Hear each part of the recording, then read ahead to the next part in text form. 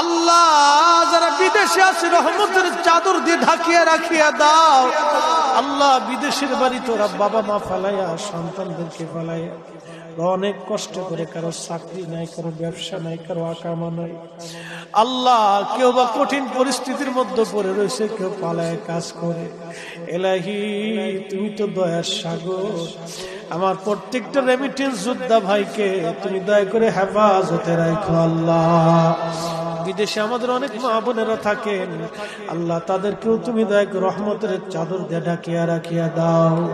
যারা বিদেশ যাবে যাওয়ার ব্যবস্থা তুমি করিয়া দাও।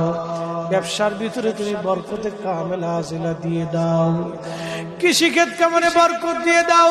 ছোট্ট দেশ বাংলাদেশ রহমতের চাদর দিয়ে ঢেকে রাখো, শস্য শ্যামল দিয়ে এই জমিনকে তুমি ভরে দাও। আল্লাহ আল্লাহ ছোট্ট বাংলাদেশ অলিদের পূর্ণ